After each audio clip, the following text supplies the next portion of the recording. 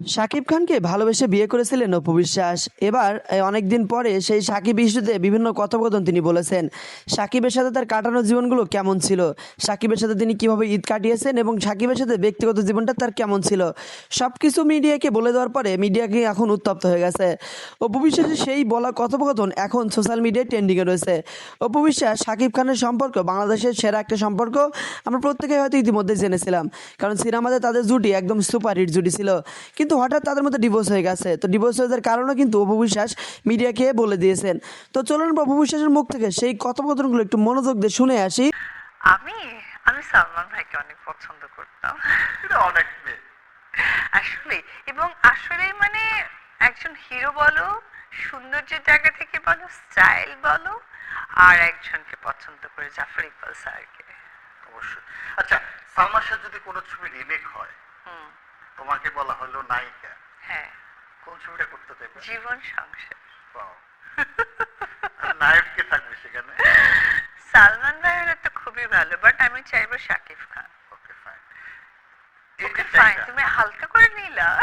না না, এই যে চাহিদা। আমি তো তুমি চিৎকার দিও না না, বলের মতো। না, না, ইয়ে না, না, এই যে চাহিদা, সেটা কেন হচ্ছে না? মানে মানুষ হয় না যে মানে মানে হইতেই পারে আমরা ব্যক্তি জীবনে হয়তো আমাদের মধ্যে একটা ক্রাইসিস তৈরি হয়েছে, সেটাকে আমরা পর্দায় ওই প্রফেশনালিজম দেখাবো?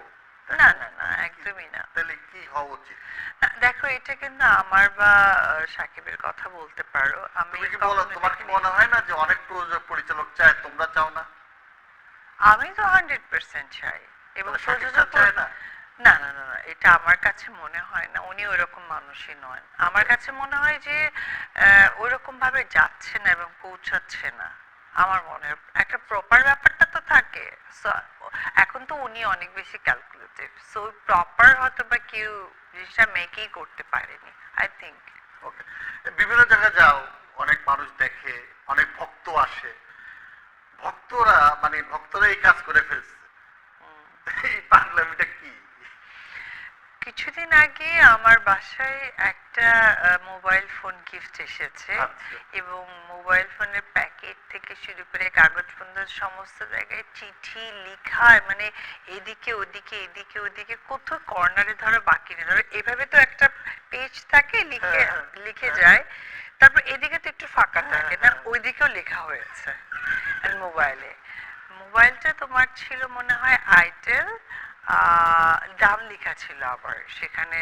মোবাইলটার দাম ছিল 1250 টাকা, একটা মেমোরি কার্ড ছিল 400 টাকার, একটা সিম কার্ড কিনেছিল 120 টাকা দিয়ে, আর ওখানে আমাকে এমবি টাকা ভরে দিয়েছিল 750 টাকা দিয়ে, যেগুলো সব উল্লেখ করে লিখেছে, সিমও ভরে দিয়েছিল, আর খুব অনুরোধ করে বলেছিল আমি যেন তাকে এই নাম্বারে ফোন করি, সে আমাকে প্রচন্ড ভালোবাসে। ও মাই গড, এরকম ভালোবাসা তো অবশ্যই, মানে এই দীর্ঘ ক্যারিয়ারে অনেক ভালোবাসা আসলে জন্মেছে।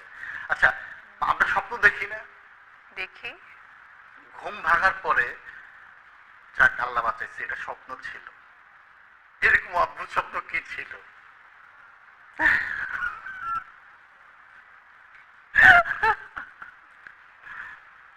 কি বলি বলো তো, অনেক কিছু দেখা হয় না, ওইরকম ওইরকম কিছু না, তবে মানে হয় না যে আমাকে একটু পাওয়ার দিয়ে দিয়েছিল, যে একটা পাওয়ার দেওয়া হয়েছে তোমার অপ্রিয় মানুষদেরকে দমন করবে। আচ্ছা, হ্যাঁ, তো এরকম অপ্রিয় কিছু আমি দমনও করে ফেলেছি। আর কারা? অনেকেই আছে, শুনি। না না না ওরকম স্পেসিফিক না, বাট অনেকেই আছে আমি দমন করে ফেলেছি। মিডিয়া তারা আছে তো না? আমি তা বলতে পারবো না, তো ওই দমন করা না, বা বলতে পারবা বলবা না, এটা বলো। তো ওই জিনিসগুলো করার পর মনে হয়েছে যে আল্লাহ বাঁচাইছে এই কারণে, কারণ যে মানুষগুলো মানে প্রতিনিয়ত অন্যায়ের সাথে নিজেকে যুক্ত করছে, সেই অন্যায়কারীকে আমার দমন করা মানে আমিও অন্যায়ের সাথে যুক্ত হয়ে যাওয়া, সো ওইটাই মনে হয়েছে আল্লাহ আমাকে বাঁচাইছে। ওকে, স্ক্রিনে হুম। 4-5টা ছবি আসবে, একটা একটা করে আসবে, যে ছবিটা আসবে সেটার সাথে রিলেট করে 2 লাইনে কিছু একটা সংলাপ বলতে হবে, না হলে একটা কিছু করতে হবে। ও আমি মাই দেখি গড। দেখি কি আসে। আকাশ। আকাশ। আকাশ নিয়ে একটা গান গাই। প্লিজ। আকাশে তুমি খেলা ছিও না তো একলা, এখনি নামবে অন্ধকার। ওয়াও, সেকেন্ড ছবি দেখি। গানের সবগুলো গান হলে তো ভালোই লাগবে। ভালোবাসা,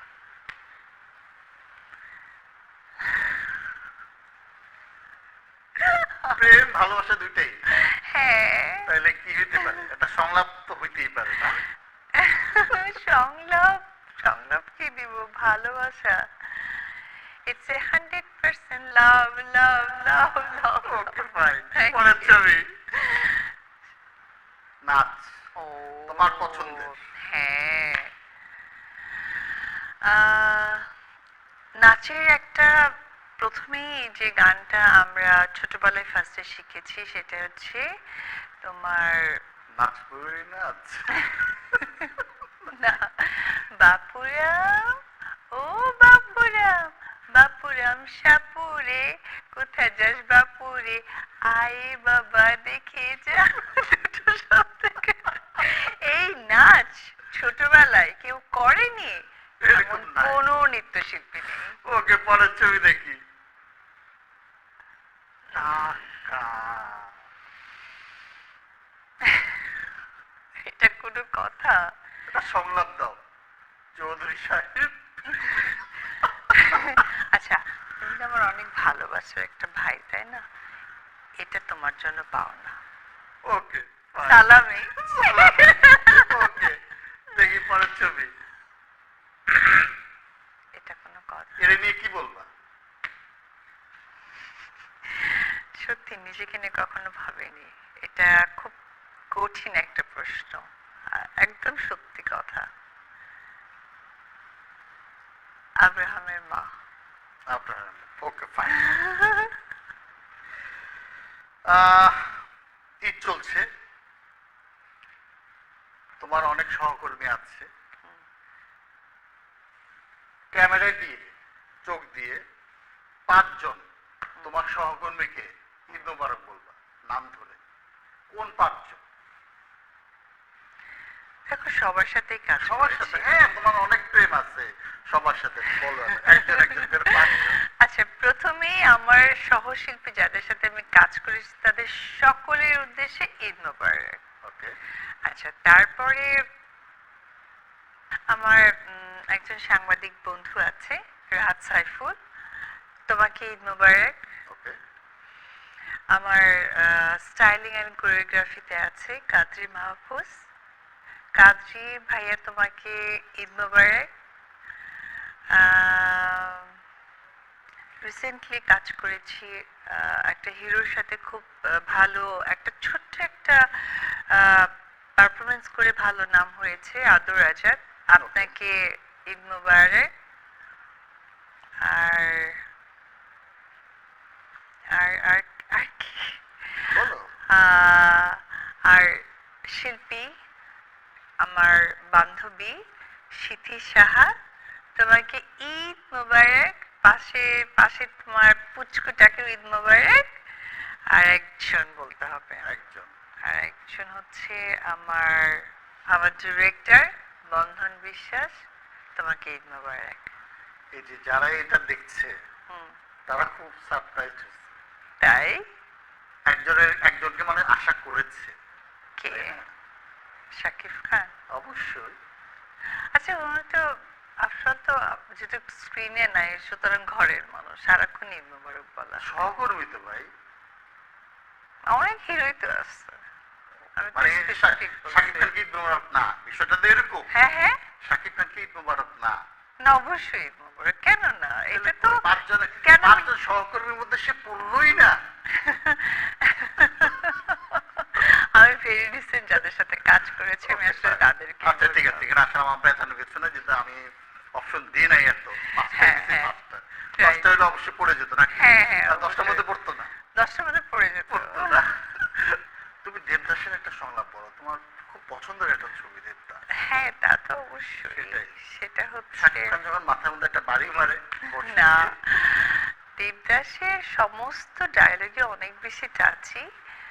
একটা হচ্ছে যে দেবদাসের কাছে যখন রাত্রে যাই বিয়ের জন্য, তো দেবদাস তার সাথে বিয়ে করতে চায় না, তখন পার্বতী বলে যে আমার রূপ আছে, আমার গুণ আছে, আমি দেখতে অনেক সুন্দর, কিসে কম আমি, আর যার সাথে আমার বিয়ে ঠিক হয়েছে উনি অনেক প্রতাপশালী, অনেক টাকাওয়ালা, অনেক পয়সাওয়ালা।